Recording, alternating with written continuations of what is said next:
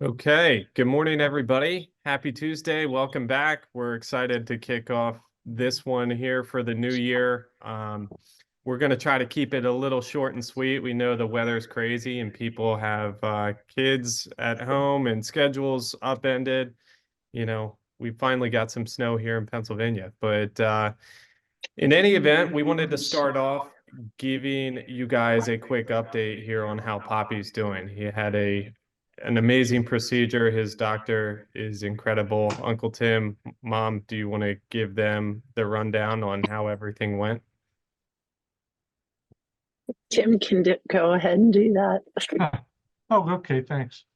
So, if you didn't read your email this morning, last week, my father had the fight of his life.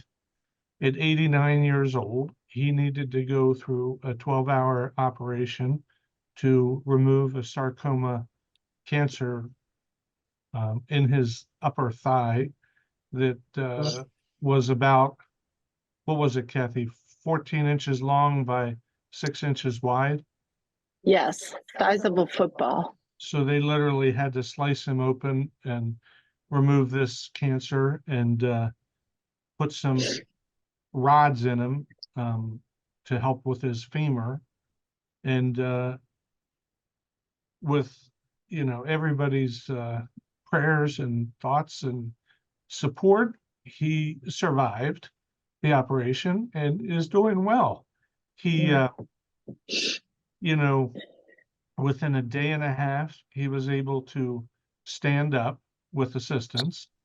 And he has since now, after a week in the hospital, been transported to the Helen Simpson Select Medical Rehab Facility, which is part of the Osteopathic Hospital in Harrisburg, the UPMC Osteopathic Hospital. He's in room 270. He's doing much better. I talked to him yesterday. I was there for a few hours, and he's not ready to get on a Zoom call yet. He's still trying to get his mind focused and stuff, but he gave it one hell of a fight, and he told Brent the next day that he kicked some ass, didn't he, Brent? And he certainly did. So hopefully he'll be able to walk here soon. It's going to be a difficult process for him. I don't know that he'll ever be able to drive a car again, but he survived. So that's the good news. And we thank you for all your support and all your prayers. Kathy, anything else you want to say about the process or where he goes from here with the rehab? He, I guess they said between 2 and 4 weeks at the rehab center, depending on him. But Dad's so tough. He apparently walked about 10 yards yesterday up from his bed all the way to the hallway. And that's a huge accomplishment. He was a little down because he thinks this process is going to be so much quicker than it actually is. And he just wants to get back at it. Right. He doesn't like slow. No. So it's just he's going to have to exercise some patience, and it is going to be a journey, a different one for him, but his mind is sharp as can be. So I mean, his wit is still there, other than when he was on a little bit of the pain meds. He said he was seeing bugs. It would start as 10 bugs, and then the next thing it was about 10,000 bugs when he closed his eyes. Right. So he doesn't, Dad, he doesn't even take aspirin. So that's very difficult for him to take pain meds. And what did the surgeon say to you after us when we were done with the operation? She just is amazed at Dad. Of course, for 89 is not a typical 89-year-old. And she said it couldn't have gone any better. And then 2 days later came in and said all the margins were clear. And that's the blessing in itself. So she was worried about the margins close to the vessels, but they were able to get get those as well. So it should, She you know, said she never had a surgery go like that before, that she didn't have to amputate the leg. right. I think it's probably her largest case. And I mean, she's a little dynamo, maybe 5 foot, 95 pounds. She's incredible and has done some big profile cases. Yeah, So we're blessed to have her, and she was recommended by a few of our friends and couldn't have gone any better. right. Yeah. So thank you, everybody. Yeah, thank you. So Brooksy, how are we going to kick off this new year? And what do you want to say as far at this point? Yeah, so I've been talking about in the emails, our commitment, our attitude, our systems, our efforts, that we have to get back to basics. yep, yeah, just like we chatted here quickly this morning, that's, I think, fundamental. It's getting back to basics. There's a lot of distractions out there right now, whether it's the national lawsuits over commissions and potential changes to those commissions, the difficult market, all these things, to me, in my opinion, are distractions. The commission thing, inevitably, maybe there are changes down the road in 3, 4, 5 years. We don't know how long that legal process is going to take. But again, in my position, my opinion, I don't think much is going to really change on our ends. It's just going to be an extended burden on the buyers who are already facing a difficult market. And some of those things shake out in the wash, so to say. Buyers, obviously, when they're faced with a further financial burden, are going to only be able to offer less on those properties, and sellers are going to have to reduce prices given those circumstances. So that sort of stuff's going to come out in the wash. But as we talked about, we need to go back to basics and focus on finding the listings, whether that's making calls to your database or focusing on for sale by owners and expired listings. Okay. Kong, anything you want to add to that as far as getting back to basics? And talk about maybe some training that you're willing to do with agents if they need it? Yep. I've been coaching with several agents in our office once a week, half hour to an hour, depending on their needs. We're going over everything from things that Mike Ferry go over as far as time management, business planning, all the way up to objection handling, scripts, and going over contracts and documents on an individual basis. So it's more one-on-one than what I was doing last year with the 2 o'clock weekly calls. So if you would like to sign up for that, just send me an email and I'd be more than happy to add you to the schedule. But going back to basics, all the fundamentals, the database, building your database, keeping up with your past clients' sphere of influence, and learning objection handlers. I think we're going to have some,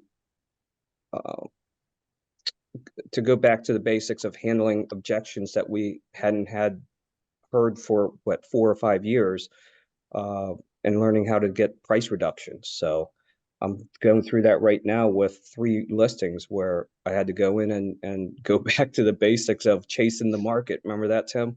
Mm-hmm.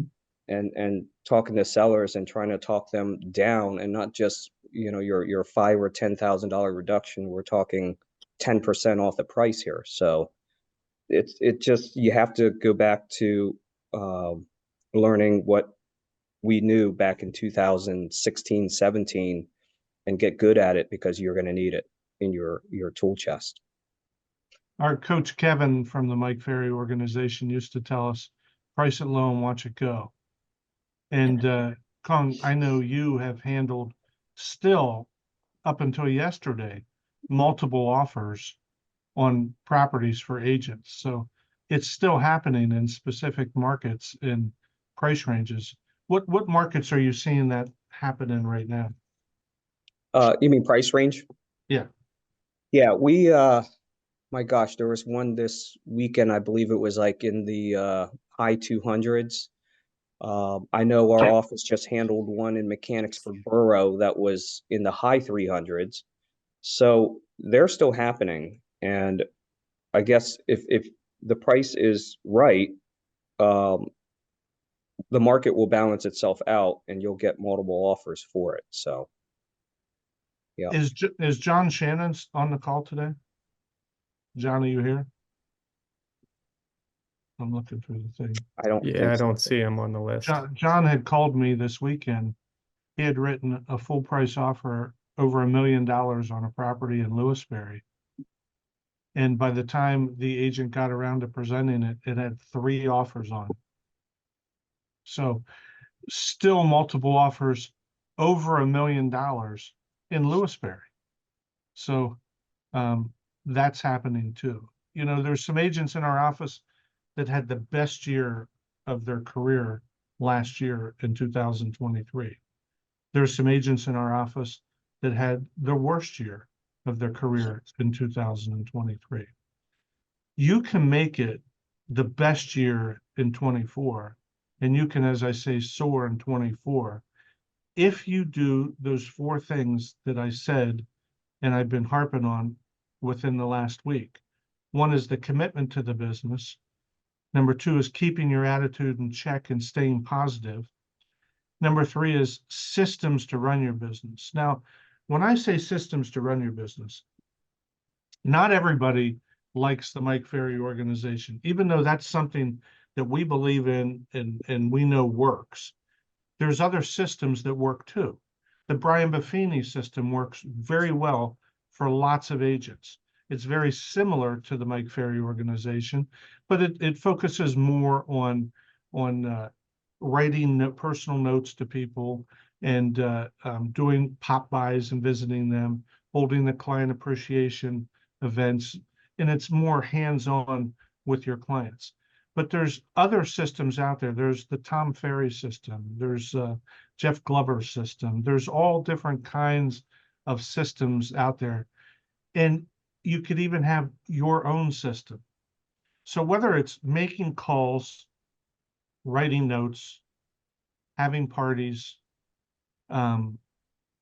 purchasing leads is a system. I mean, you can spend money to make money and purchase leads. The key is, do you have a system to follow up on those leads? And are you converting those leads so that if you're spending $500 a month, are you making at least $500 a month off those leads that you're purchasing? There are still lots of people in this industry that are spending their money on Realtor.com and Zillow. That's perfectly fine if you want to do that, as long as you have a system to follow up and you're converting those leads. And what is your system? So my thing to all of you is, what is your system? And if you want to talk it over with me, I'd be happy to talk it over with you privately, you know, so that we can develop a system that's going to work for you to soar in 24. It doesn't have to be our system. It doesn't have to be anybody else's. It can be your own system. But we just need to do that. And the final thing is that I've been talking about is the effort. The effort that you're willing to put in. Are you willing to spend 8 to 10 hours a day working hard to find an appointment? Regardless of if it's a buyer's appointment or a seller's appointment, you need to find an appointment. Seller appointments are a lot better and a lot easier. You can have the multiple offers and not be one of 3 agents in a multiple offer situation. You always win as the seller's agent. So when I say find an appointment, number 1, focus on the listings and listing appointments. Number 2, if you get an appointment, it's okay to get a buyer's appointment. Just have a system in place of how you're going to follow up with that buyer, how you're going to stay in touch with them. Or you're going to get them under contract, meaning not just on a listing, but a buyer agency contract, so you maintain control of that buyer. You know, with those 4 systems I put together in that email today about my dad. You know, last week my dad had a surgery that was the biggest challenge of his life. He was committed to all of us. He had a positive attitude. He put systems in place to eat properly, to make his body healthy. And the effort he gave to survive the 12-hour surgery was unbelievable. That's what he did to soar in 24. What are you going to do to soar in 24?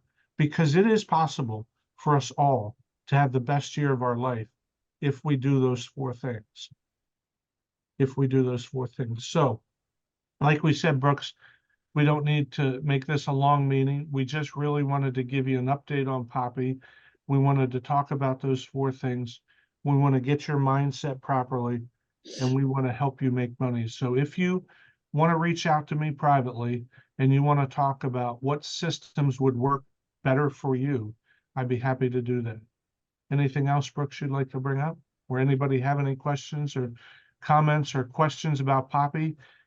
He is in room 270 over at the Helen Simpson Select Medical Rehab Facility.